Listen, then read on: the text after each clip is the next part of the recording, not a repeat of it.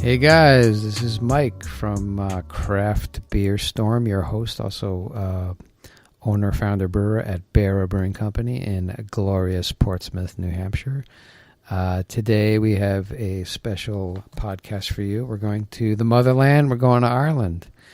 And we're going smack in the middle of Ireland is Dead Centre Brewing with Liam Tutty, who is he's the brewer, founder brewer there. Actually, they're contract brewing right now, but they're building out their Brewpub, which is going to be awesome. And I need to get there, and I need to meet this guy. But I got connected with Lagrin, the farm, who provides our grain for our beer. They're north of Dublin, and he connected me with him. So we had a really great conversation. So without further ado, let's get to it. Hey, good morning. We're here with Liam Tutty of Dead Centre Brewing, and it's called Dead Centre Brewing because it's in the dead center of Ireland. How you doing, Liam? How you doing, Liam? Good, Michael. How are you? Yeah, I'm okay. So I'm looking on a map, and you're in Westmeath. Westmeath, yeah, it is the exact middle of Ireland. It is, because you're in between Roscommon and Dublin, I see. That's it. So kind of Galway and Dublin will be the big cities on either coast, and we are literally an hour from each one. And I see Tullamore is like south of you guys. Is that Tullamore Yeah, do? that's exactly, yeah. So we're actually, there's a fairly rich whiskey tradition. In Westmeath, we have Kilbeggan whiskey, which I'm not sure if you know of. Right. And then Tullamore is about 35 minutes away from the brewery. So Tullamore do have a big visitor centre there. It's actually a beautiful place. That's awesome. I got to get back over there. You know, they have these cheap flights actually from, I'm up in New Hampshire, but in Rhode Island, they have Norwegian Air. If anybody's listening, they have like awesome, sometimes they have like 99 each way. That's amazing. It's ridiculous, yeah. But, you know. Come and see us. You won't go thirsty. I need to go. I have to make a visit, absolutely. You know, I could fly into Dublin and just take a car and drive over to you guys. How far are you from Dublin? About an hour. From the airport, probably about an hour and 10 minutes from the airport. And, you know, speaking of an hour, I got connected to you through Lagrin Ale Malt. That's right. Lockrins are a really, really firm supplier of ale malts here in Ireland. So we're at the moment we're contract brewing. So when we move into our own brewery, which is being built at the moment, we'll be stepping up our deal with Lockrins. They really do supply great stuff, and I see they're doing really well in the States actually. Yeah, I mean they are. We get them through Country Malt here. We get the grain, and you know what? Our beer is coming out really good. You know, we use the Irish barley. It was just an idea. I was living in England. I always went to Ireland, and I had this Irish bread, and I just got the idea. It's like, well, why doesn't he make a good Irish beer here? Personally, I don't see any good Irish beers like the quality that are done here. And I said, well, maybe there's an opportunity, and I just kind of had an idea, and now I just followed it. And, you know, one thing is leading to another. I opened the brewery. We're going to be 4 years old this weekend. Congratulations. That's brilliant. I'm still alive. There are breweries around me that are going out of business. It's terrible to see. But it's just same here, unfortunately. It's been a long journey, and well, you see the growth of the amount of breweries that are opening. You know, when you look at a curve, if anything's going like straight up, a really steep curve, you got to have some kind of correction. You know, of course, like a constant growth at that rate is just unsustainable. Everybody knows that. You know, it's not. Yeah. This isn't a surprise that breweries are struggling in some areas. You know, it is what it is. Unfortunately, the market gets saturated, and then 100%. It's very much, not to go off on too much of a tangent, but the first job that I had in brewing was with a company called River Brewing Company in Kildare here in Ireland. And we actually did a deal with, I'm not sure if you'd be familiar with them, with Sweetwater Brewery in Atlanta. And I went over to Sweetwater to organise the listing for their Irish exports. And I remember speaking to the head brewer down there, and he basically said, like, it's getting insane in Atlanta. I think at the time there were something like 70 breweries in the city. And he said it's only a city of 9 million people. But compare that to Ireland. At the time, we had 120 breweries in a country of 4.5 million people. So, growth at that rate is always going to have a little bit of a downturn at some point or another. Yeah, speaking of Atlanta, I think you had, new Realm Brewing is open there. I'm not sure if you visited while you were there, but that's Mitch Steele founded that with a couple of other guys. He used to be the master brewer at Stone Brewing. That's right. I didn't actually visit while I was there, but I've been reading a lot about it and listening to a lot of podcasts about it. So it sounds exciting. It sounds like they're doing good things. I'm trying to get him on the podcast because he has a big connection with New Hampshire. Actually started up here with Budweiser. That's right. And Merrimack in New Hampshire, and the quality of Budweiser and the products they produce is fantastic. The quality control. So he kind of took that and he just ran with it, and he went to Stone eventually, and he's making really great IPAs, and they're still making awesome products. I got to get him on too, Greg Koch. Oh, that'd be amazing. I'm going to do it, man. I got you on the podcast, and you're in the middle of Ireland, so I can do it. Yeah, true. So we're going to do it. But you talked about Rye River. I saw your story. You sent me one of the articles. Tell me about how you got into Rye River Brewing. Yeah, so my background is mainly in marketing and media. I worked in broadcast, worked in radio for 10 or 12 years, and kind of worked my way through different levels of that industry. So I started out in production, so making radio ads, and I moved from there to being on air, and I moved from there into a management role and wound up running a department in a radio station in Westmeath, their creative department. So we were taking care of all their digital marketing and media. And I obviously had been a keen home brewer for a long time, very interested in the industry. And I suppose, like a lot of home brewers, I probably had it somewhere tucked away in the back of my head. At one point, wouldn't it be great to own a brewery? But look, I knew enough to know that I didn't know anything about the business of beer. I knew that I liked to drink beer and I liked to make beer, but I didn't know anything about the business of it. So I was actually sitting at my desk one day in the radio station where I was working at the time. And the radio station ran a news piece about a brewery in Kildare that was due for major expansion. So I decided to do something a little bit different, and I went home that weekend and I brewed an American IPA. I bottled it, I conditioned it, I labelled it with a label bespoke for the brewery, and I posted them that bottle. So on the bottle, there was basically a label made to look like their own branding and a link to a URL where I built my CV. And that was basically how I got the job in Rye River. So Niall Phelan was the CEO there at the time. He called me back within a week, and probably a couple of weeks after that, we had a start date. So that's how I moved over into beer, and then one thing led to another from there. I mean, that's so cool. You got to do stuff like that to get noticed. There's so many people out there that want to do, like if they want to get into an industry. Sorry, I got these allergies. No worries. It probably doesn't sound good on the podcast. I'm trying to drink water. If you want to follow your passion, you just got to be very creative and try to, figure out things. And you did that. I mean, it seems like you have a lot of energy and, I think it was easy for me as well because the job I was in was a creative role. So that was the kind of thing that we were doing in and out kind of every day, every week. But we were just doing it for other clients. So they'd come to us with a brief and we'd say, well, this is how you're going to get noticed. And then we'd implement that for them. Whereas on this one, I kind of said, okay, well, if I'm the brief, how can I get noticed and how can I make it happen? So, it wasn't as much work as people. I think people think that, God, I really went to the end of the earth to get the gig. But to be honest, it was kind of my day job at the time. So it came naturally, Yeah, it's interesting. Now, your brewery, you don't have an actual brewery yet, but you contract brew. Can you explain a little bit about that? Yeah, so I finished in Rye River 2 years ago this month and moved straight into setting up Dead Centre Brewing. The main reason being that I was living in Athlone.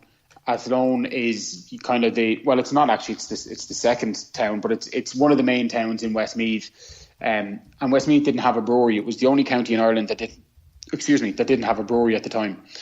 So I set about starting a brewery, and really with a background in marketing, and as we just discussed about some unfortunate brewery closures and how tough the market can be sometimes, what I wanted to do was, a really good feasibility study first of all, and then do some marketing to see. There was a couple of things I wanted to prove in putting a beer to market, and they were mainly, does the shelf space exist for another beer? If it does, can we find a route to market to get that shelf space? And thirdly, can we build a brand around a new beer? Because it is, in Ireland, it's an extremely busy marketplace, as we're used to in the States as well. So I looked at it and I said, really, before we invest in anything, any stainless or any equipment, the best thing to do is literally to put out a contract brand, see how it goes, and if the market is there for it, we'll then step it up. So we released our first beer about 13 months ago. And since then we've released an additional 3, and we are under construction in the brewery at the moment in Athlone. So we're ticking along nicely. But the contract brand really was a proof of concept more than anything. So once we were happy that we could do the and we could find the listings, we said that we'd go full tilt. I think that's very smart what you did. You really don't know until you go ahead and do a study.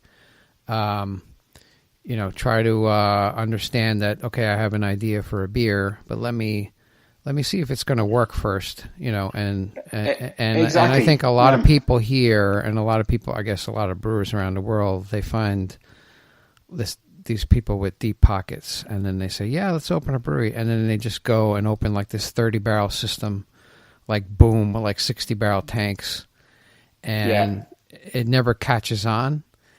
And they're like, and then they have to owe the bank money, Exactly. take all kinds of loans. And I'm seeing it here. And unfortunately, one of the other breweries, I just learned it yesterday, which he's a great guy.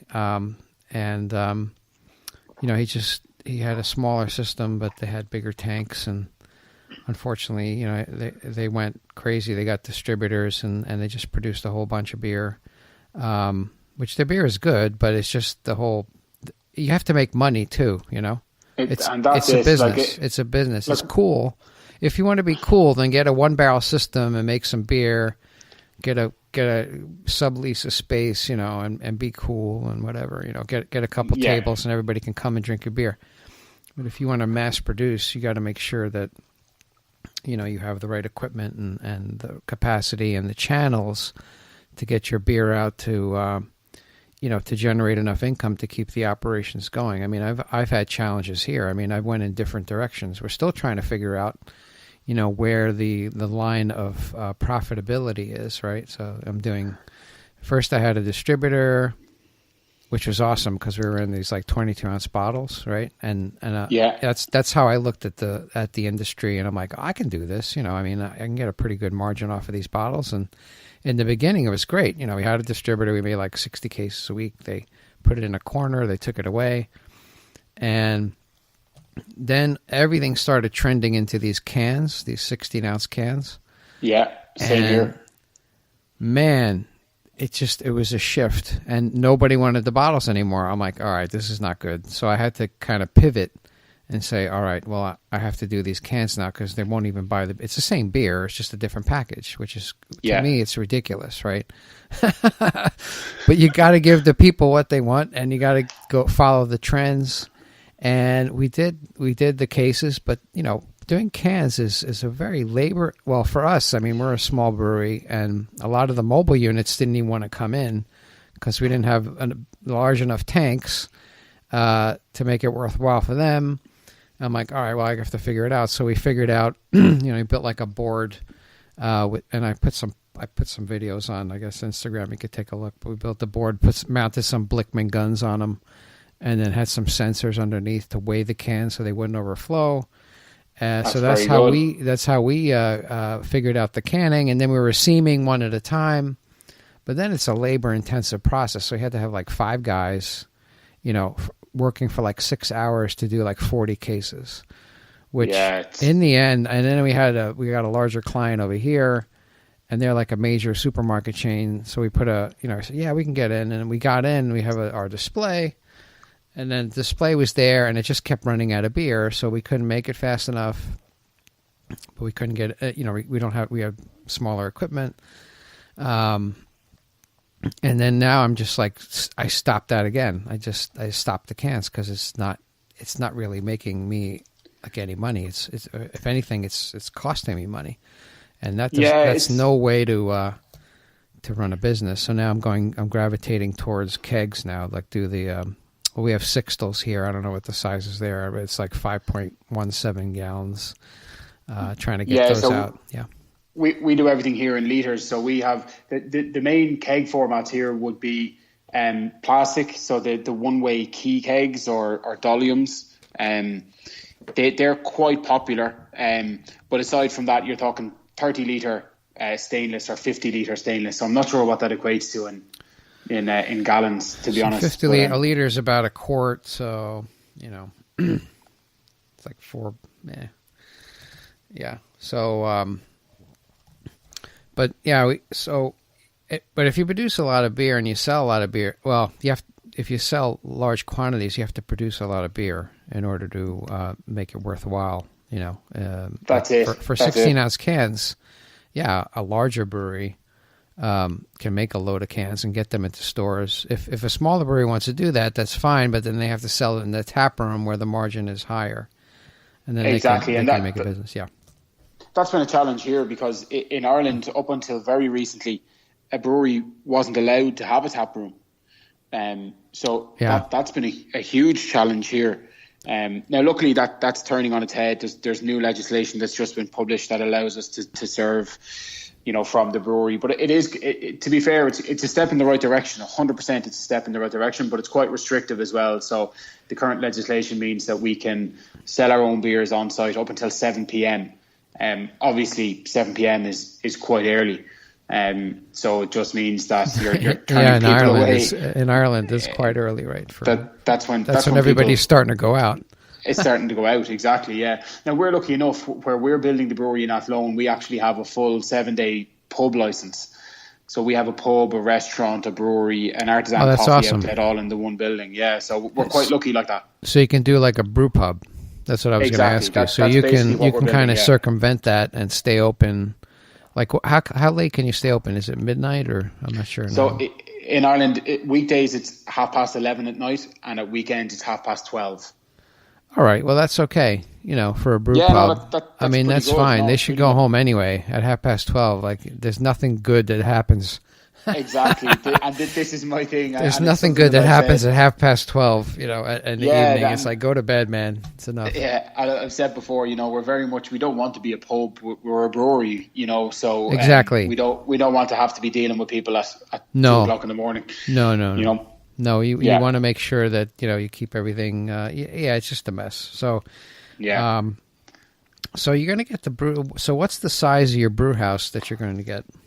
Our brew house is tiny, so we literally had the tanks delivered last Wednesday, which was lots of fun, because we had to basically remove part of the front of the building to get the tanks in. Oh, yikes.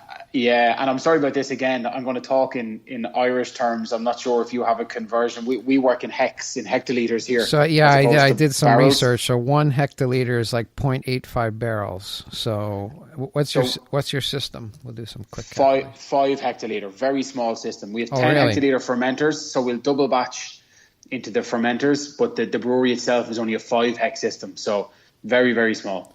Wow. So that's like not even 5 barrels. Yeah, I think even down to floor space and everything, I think we will likely be the smallest brewery in Ireland. Likely. Wow. So you're going to sell, can you do both, like contract brew and then do your small brewery as well? Yeah, so I think what we've been doing up until now is we've been contract brewing with St. Mel's, who are, as I said, there's no brewery in Westmeath yet until we commission ours. So the nearest brewery to us is St. Mel's Brewing Company, which is in Longford. It's about a half an hour away. So we've been brewing our core IPA, Marooned, with those guys. And it's likely that we'll probably leave that brew with St. Mel's and allow them to continue to brew that, just because it actually took us a couple of batches, and I'm sure you can feel my pain on this. It took us a couple of batches to get the beer where I wanted it to be. Right. The first batch wasn't quite the same as the 5-gallon pilot that we did. It was a little bit different. So we had to make some adjustments, and eventually we got it where we wanted to be. And now I don't really feel like moving that onto a new system where we're going to have to dial in all our parameters again. We might get through a couple of batches before we get it right. I think at the moment the beer is where it needs to be. So I'll likely leave production of our core IPA as a contract, and then move production for everything over the tap and over the tap room bar, and some small seasonal batches. We'll take care of that on site ourselves. I think is the best way to manage it. Yeah, I mean, you got your small system, but you got, I think, I don't know, my advice was like sell all of that stuff like in-house, at your brew pub. Exactly. Make a bunch of different batches. How many tap lines are you going to have, or? Yeah, what we're going to do is, initially anyway, we're going to put in 10 taps on the bar. Now, only 4 of those will be Dead Centre taps. The other taps we're going to use for other local craft breweries. We'll have 1 artisan cider on there, and we'll have 1 sour on there as well. Okay, so like about, you said 10 taps? 10, so it'll be 4 Dead Centre taps, 4 taps from local breweries, an artisan cider and a sour. Oh, so you can have, you're a brew pub, so you can have other breweries in, okay. Exactly, yeah. So we'll have, there's a couple of breweries located quite close to us in the Midlands, and I'd like to keep it, without taking the beer simply because it's local. We're lucky that the local beer is very good beer. If it wasn't good beer, I'd probably look elsewhere. But we're lucky to have people like St. Mel's Brewing Company, Black Donkey, 12 Acres, Ballykilcavan. These are all really, really good local breweries. I'm probably being selfish, but I would suggest, maybe doing like 8 tap lines as your beer. Yeah. Because it's your brewery. I mean, you're not trying to. Look, it's a business. I mean, the margin on that would be much better for you. Absolutely. So you want others breweries in, and I think that's fantastic that breweries collaborate. I love the breweries around here in New Hampshire. When I need, I forgot to order this type of grain, I call the brewery up the street. Or yeast. I'm like, damn, I don't have any yeast. I forgot. Or hops, and that's great for collaboration, but it's still a business. So if you want to maximize your I mean, like I said, it's a bit, you have to maximize your revenue and your profits. And I think of course, So I think realistically, what we'll probably do is start, as I said there, with the cider, the sour, 4 locals and 4 of our own, and then start to maybe work up as we dial in the brewery, get everything where we want it to be. Well, then there are certain beers that there are beers that I want to make that we don't produce at the moment. For example, we don't produce a stout right now, and I'd really like to produce a stout. Now we do have we produced a seasonal porter this year, which is our current beer release. It's our winter beer for this year. But it's not a nitrogenated stout. It's not a thick, heavy. It's quite a light-bodied porter. It's a traditional brown porter. Okay. So I think a stout, a really good, hefty Irish stout, dry Irish stout, will be great on there. So look, there's tons of things that we can do, and we just need to get the brewery dialed in first. There's actually an article out there I saw last night. I think it was on LinkedIn. The stouts are becoming more popular. We were actually at a board, BIA, which is the food board here. Right. The launch of the Craft Beer Report 2018 last week here in Ireland. And they're saying that they've basically put categories in. So, for example, IPA and Pale Ale are is the top category in the country.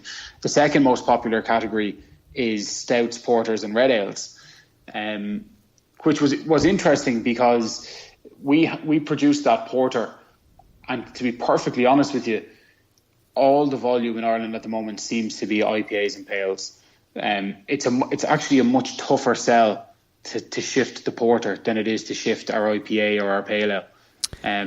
So it's a strange one, and it definitely seems to be on the rise, and particularly, like I'm looking out the window here and it's grey, it's rainy, it's miserable. It's porter and stout weather. We were talking about the weather before. I'm like, how's the weather? And you're like, It's Ireland in November. It's Ireland in November, yeah. So it's getting colder and damp, and but that's when, and that's where we're trying to educate people on different beer styles. I mean, like the IPA craze is still nuts here, and I love IPAs too. I mean, if I go out, I'm probably going to gravitate towards an IPA. However, there are, according to the Brewers Association and the GABF guidelines, Great American Beer Festival, there's like 102 different styles, and then there's subcategories underneath those. So that's another podcast that we're doing. So on Mondays we do things like this, like we're interview brewers and people in the industry, and on Wednesdays we do beer styles. So I pick a style and I just go through it and say what's unique about that style, the taste. I give out what glass to serve it in, what types of beers exemplify the style, what are popular. Nice touch, yeah. So just to educate people, like we did rye beer actually today, it's November 14th when we're recording this. I'm not sure when this will probably be out the end of December, maybe early January, our episode. But it's getting colder, and it's a great day for a stout. Yeah, absolutely. So and then also I saw you have something with Franciscan Well in Cork. We did. We're lucky enough. Franciscan Well is a very big brand here in Ireland, and unfortunately, look, it depends how you want to look. I'm not going to get into too much detail with it, but Franciscan Well in Ireland has been purchased, so it's now owned by Molson Coors. Yeah. So look, some people have a slightly different view of it, but Shane Long is the kind of the head honcho down there, and has always been relatively good to me. Anytime I needed anything, he's been very helpful. And they do very good beer festivals in Cork. It's a lovely. Anyone who should happen to visit Ireland and visit Cork, I can't recommend going to see Franciscan Well enough. It's one of the oldest craft breweries in Ireland. Oh yeah, and not that it's only about 20 years old. Between maybe Porterhouse in Dublin, O'Hara's in Carlow, and Franciscan Well in Cork. They're the kind of the mainstay, the old school.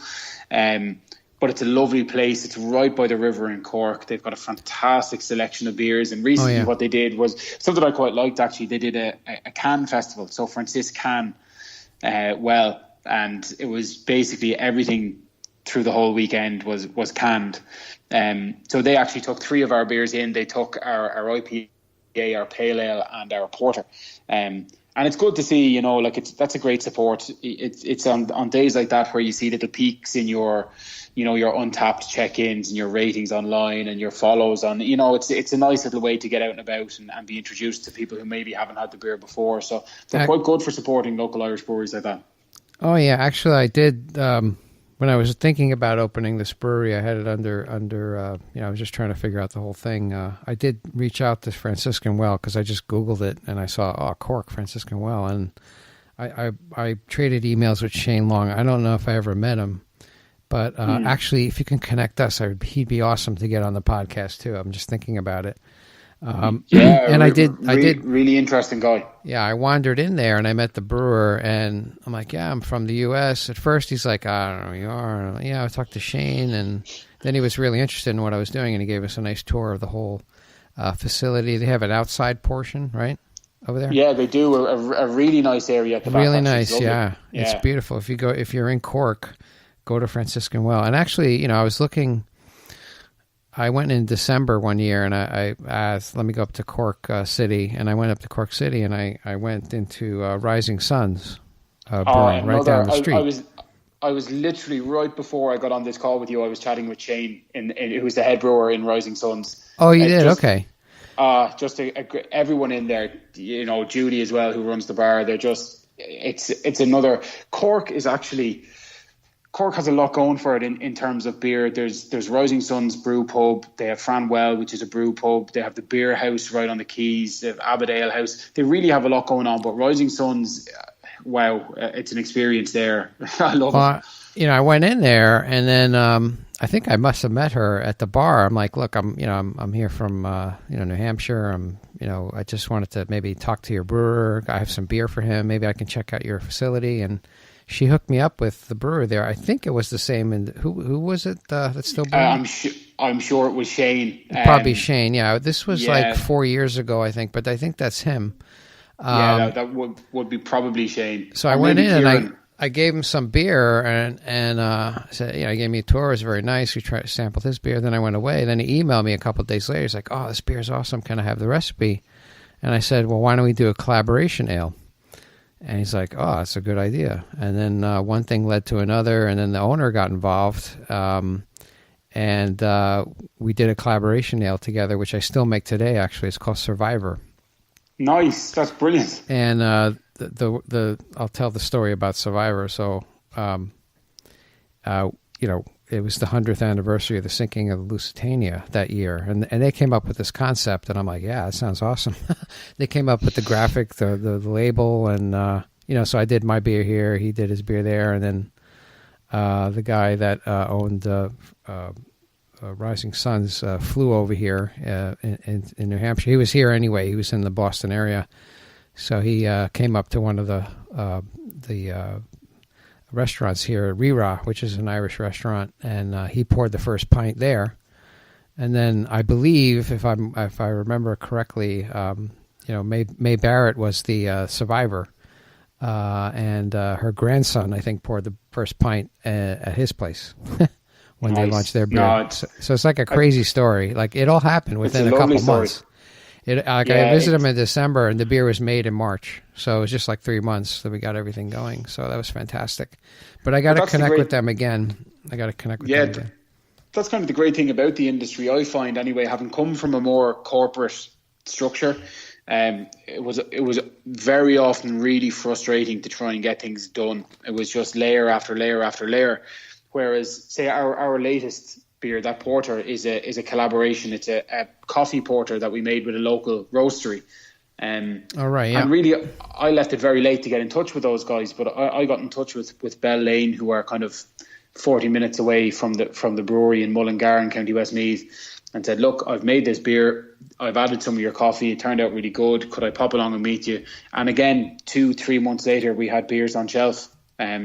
It's just, I find it easier to deal with smaller businesses, people who are personally involved. You're dealing with the decision maker. It's good like that. Things get done, which is what I like. Move fast, make mistakes. That's my approach. Yeah, layers are bad, in any company when you have middle management, and it's just, not good. So it can get very frustrating. And you just can't get stuff done. Where you're small, you can find the owner, make decisions, pivot. I see this over and over again, and corporate, like these, I was mentioning in another podcast, these larger breweries are like big, like ships, right? Like in the ocean. Mm-hmm. And if they want to turn 90 degrees or go in another direction, they got to think about that a couple miles ahead, Exactly. Where they have to turn. Yeah. Where I'm like, all right, I'm a small guy, and I don't want to do cans anymore. So I just got up and I said, you know what, this is not working out. I'm not doing this anymore. And there you go. Boom. That's the new policy. Decision made. Yeah. Whereas a larger brewery, I'm into cans. I got the distributor. I can't just stop. I got to keep going. But this is not working for me. And they go crazy and buy huge equipment. Projecting these massive volumes that they're going to sell, and they never get there. Yeah. And then they get trapped. And then the bank comes in and says, "All right, this is not your brewery anymore. It's ours."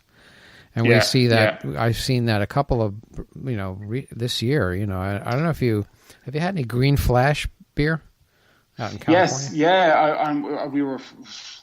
When I heard about that, that's crazy, right? Sometimes there are certain things that happen, and it really does kind of open your eyes wide and make you wonder. That the loss of Green Flash it really just does go to show. Whatever things look like externally, there's so much going on in the background that sometimes it's very difficult to understand. You just don't know. And, Green Flash has fantastic beer, and they're still alive somehow in some capacity, I think, where they are located. But, they went, crazy, and they distributed it all over the United States.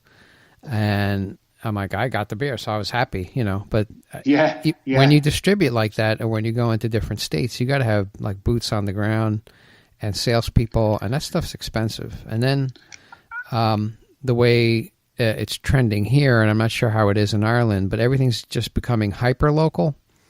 Like, everybody wants, like, not even beer from the state; they want beer from the region or the county or the town, to put on tap. And I think that's what happened to Green Flash. Unfortunately, just everybody's like, "What's this Green Flash thing? I can go up the road and get an awesome IPA from wherever." Yeah, it's kind of different here.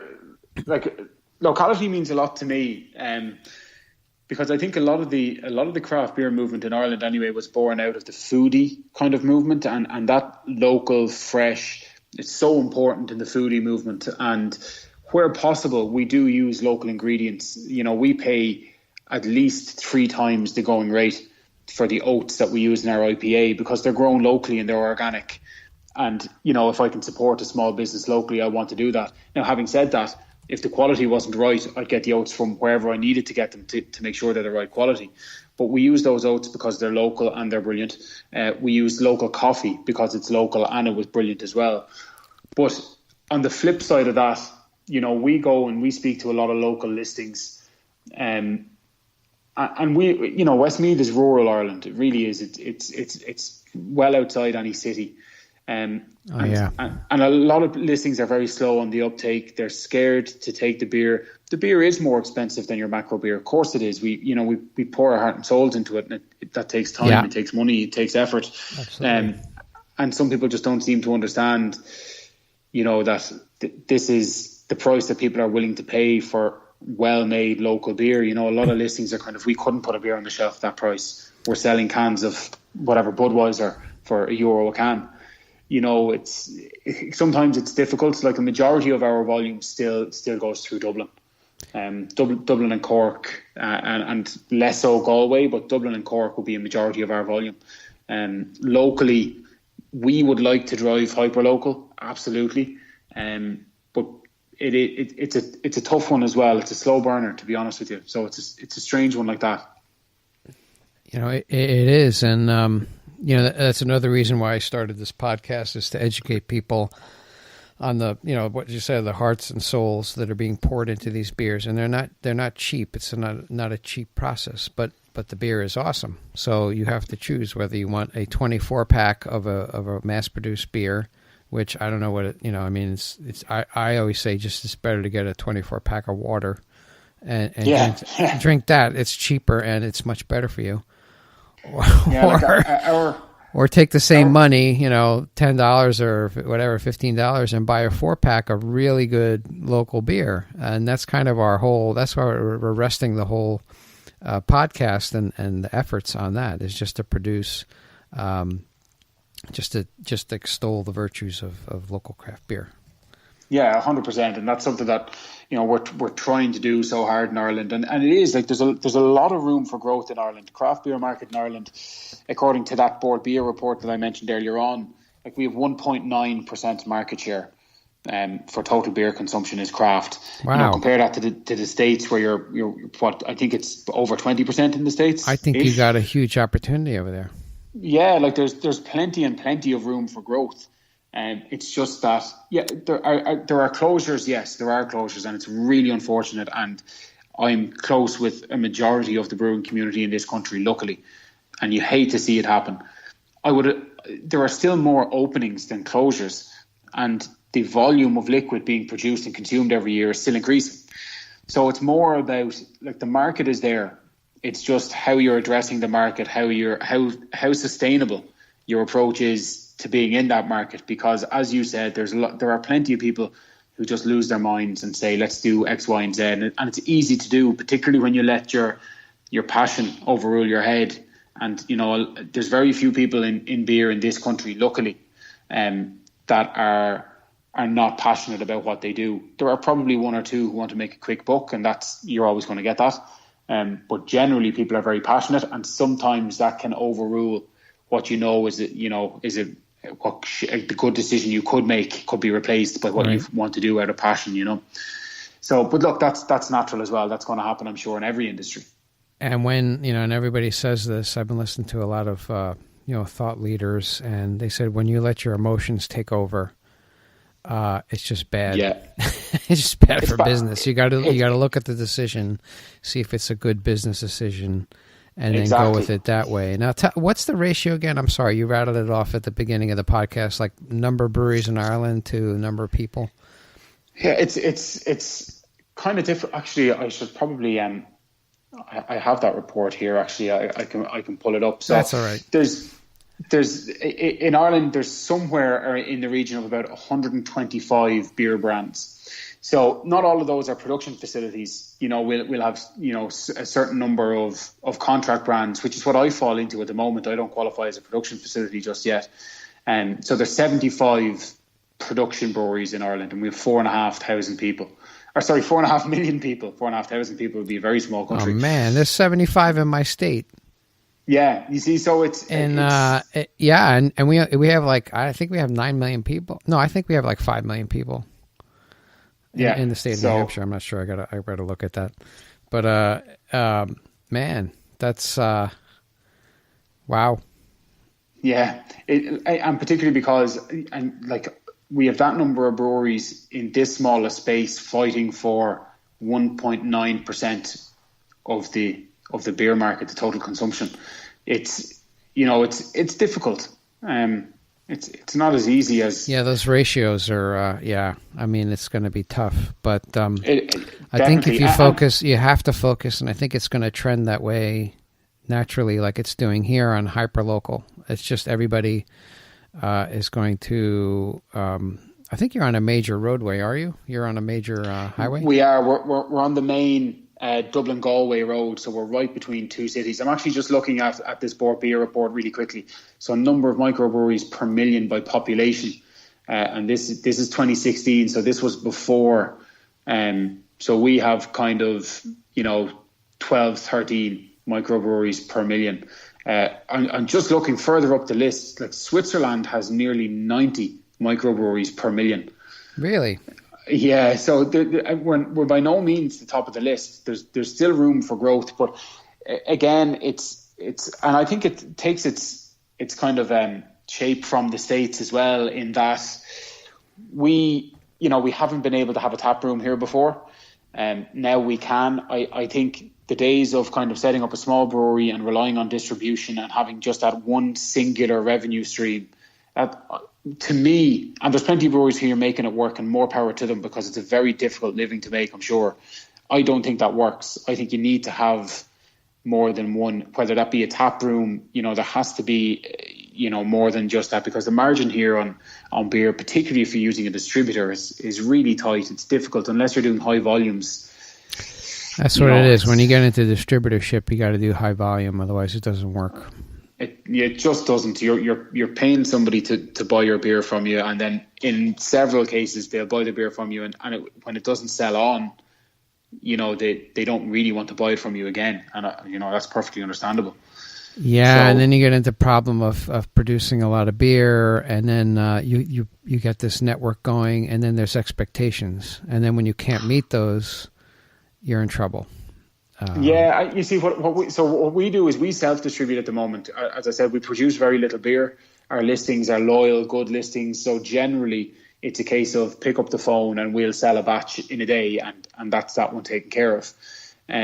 But when it comes to working with distributors and maybe trying to have them sell something that they're not, maybe they're not as educated on as they should be, or there's a lot of things that can go wrong in that producer distributor relationship, and sometimes it can be worrying. So we're quite lucky in that we self-distribute everything we do at the moment, and then we'll hopefully use the tap room as a real, distribute a lot of our own goods straight over the bar in the tap room. Yeah. I think the way you're approaching it is very good. You're doing it methodically, and you're trying things out before you go to the next level, and you're starting with a smaller system, which is good. And you're going to produce most of all the beer at your Brewpub. You'll sell it there, which is fantastic. And the other thing is, I suppose, like what you mentioned, if you're using a distributor and they come to order whatever it is, a certain amount of beer off you, and you can't fulfill that, that can be kind of relationship damaging. Whereas what we do is we produce very small amounts of beer, we distribute ourselves, and there isn't really then ever an issue with. So when one listing comes to us and says, look, we'll take another 6 cases, and we go, look, it's not being packaged until Wednesday, they'll just back order it and wait until Wednesday. And then, we never really have that, we need you to produce X amount of beer instantly, which you can sometimes get from a distributor, where they'll be quite demanding about what they need. And obviously they're trying to run a business as well. If somebody wants to order beer from them, they want to fulfill the order 100%. But because we make such small batches, I often don't feel like there's any trouble in saying, can you believe this entire batch sold out? Look, we're producing more right now. We'll have it on shelf in the next week. And it kind of creates that people want what they can't have in this market is kind of something that I might lean towards saying in this situation. But, I don't think there's any harm in that. People knowing that, look, this isn't the kind of beer that you can walk into and find 7 days a week. 365 days of the year. If you see it, buy it. And that kind of serves us pretty well. Yeah, it's just a balancing act, and but you're creating a demand, which is good, and what you want to do, for your beer, which is but you just got to manage that demand and make sure people don't get upset about it. But everybody's going to get upset about something. You know what? I'm just like, whatever. Yeah. You're upset. I'm sorry. What do you want me to do? You can't please everybody. But you try your best. So that's what you got to do. You can't please everybody. That's right. Yeah. So, this was a very interesting conversation. But if people want to get in touch with you and learn more about your brewery, how can they do that? Oh, there's loads of ways. I'm online probably more than I am in the brewery, to be honest with you. I'm a terror like that. So the website is deadcentrebrewing.com. And just keep in mind as well that we spell centre the European way. So it's CENTRE as opposed to ER. So it's deadcentrebrewing.com. Right. Yeah. Or you'll find us in all the usual places. So Facebook, Twitter, Instagram, Untapped. Just Google us. You'll have no problem. I'm going to put all this information in the show notes too. So if somebody listens to the podcast, they can click on it and see the details, and then they'll have all your links there, and then they can go to Facebook, Instagram, Twitter, Untapped. I just sent you the article on Untapped. I forwarded it to you about the stout. So take a look at that. It's an interesting article. Oh, great. Thank you. I got it sent to me. But, Liam, it's been awesome conversation. I want us to keep in touch. And I want Absolutely. When I come there, I want to come visit you in your new brew pub. When is it going to be open? We are aiming for late January 2019, but we've aimed for dates before that have been pushed out. So that's all you can do is aim. Exactly, how about your budget? Exactly. Have you taken your budget and doubled it yet, or no? We have. Have we doubled it? We're probably not far off, Michael, to be honest with you. I tell you, that's what it is. Everybody gets, like you're talking about people, I got it. Everything's going to cost this and that. And forget it. Take your budget, multiply it by 2, and that's where it's going to be. And it's been the same with time. Like everyone said to me, it's going to take longer and cost more than you think. And I genuinely thought, being so pig-headed, I said, no, not me. I have all my paperwork lined up. I understand the timelines. I understand the costs, and everything it's never what you think it's going to be. If 2 years ago I had known that I'd still be sitting here saying we're building a brewery, you'd probably take a good look at it and say, how are you still building this brewery? It should be done. But it is what it is. There's a lot of red tape in Ireland, and we're working through it. We'll get there. Yeah. There's the city, there's the county, there's their country and licenses and what are you going to do? And then, in the city, there's different departments. That's what happened here with my city here. But we finally got it done. I think it was like 8 different departments, and everybody had to be happy. And yeah, we same here. We have revenue for tax, and the county council for planning, and Irish Water for discharge, and the list is endless. Oh, it goes forget on it. and on. Wow. Yeah. Now, do you have partners with you, or are you just doing it on your own, or how are you doing this? At the moment, I'm doing it on my own. Now, I have obviously, it's been an expensive process, so I've had to reach out. And I've been lucky enough to date steer clear of any bank debt. I don't have any loans. That's but awesome. I have been able to take in some private, what you would call angel investors, right? Who have been able to see me through to date, and it looks like so I'd like to be able to continue as is and open up. So, but even that's been tough. I haven't, my background isn't in trying to convince people to give me money. So that was a new area, and relatively difficult, to be honest. Yeah, that was new for me. So it's been it's been a strange one, that, to be honest, kind of standing with your hand out. But luckily, we have, our paperwork is very tight. And there's been some really good state supports here as well. I'm not sure how that works in the States, but our local county council have actually been supportive in, we got what's called a priming grant. So basically they've given us capital to prime the business. They've been quite good like that. I have to say, generally everybody has been very good. It's just the amount of people that you have to deal with individually is the difficult thing, Right. Yeah. It's just, well, it's a big learning experience, and absolutely, you have to go through it, and it's a new business as well, and there's just going to be all kinds of stuff thrown at you, and you just got to just take it all in and say, all right, it's going to be okay. We're going to figure it out. We're going to figure it out, and it'll be okay. And, we have a saying here that goes, if it was easy, everyone would do it.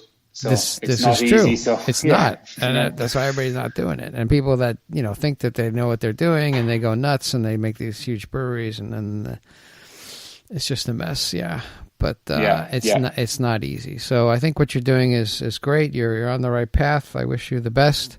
I want us to keep in touch, and definitely do, please. Yeah, I got to get to Ireland and revisit, our friends in Cork, and go to see Lagran up in north of Dublin, and see you guys, and make a extended stay there, and just kind of hang out.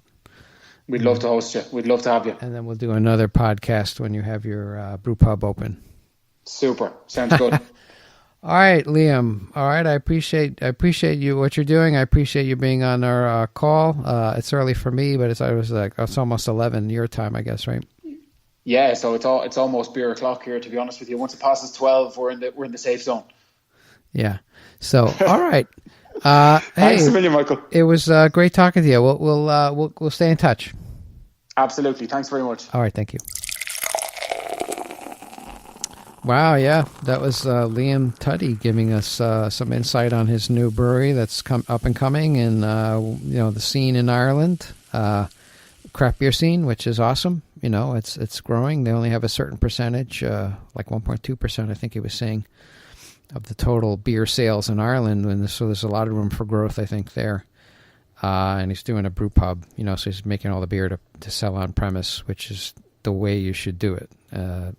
If it's a business, so you have to maximize your revenue and also profit, so that you can pay people, right? Pay for grain, stuff like that. A lot of guys get trapped in the distribution and thinking big, and it just catches up with them. And unfortunately, we saw some breweries in the area here, and I guess around the country, recently, that just went too far too fast, and it's not good. So, but they're great people. A lot of brewers are passionate, and they open the breweries, and they will regroup, and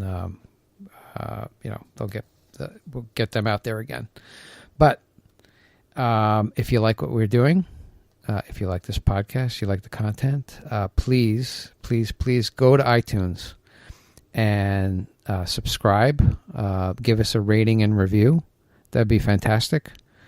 And tell a friend, or tell 10 friends. We do 10x here. 10x. Tell 10 friends. It's easy. Go on Facebook, tag 10 friends, share it with us. We're on Facebook, Instagram, Twitter, LinkedIn, YouTube. We got the videos on YouTube. I'm just posting everything, whatever I do, I just post a video. So until next time, ladies and gentlemen, we will talk to you. Keep drinking that local awesome craft brew.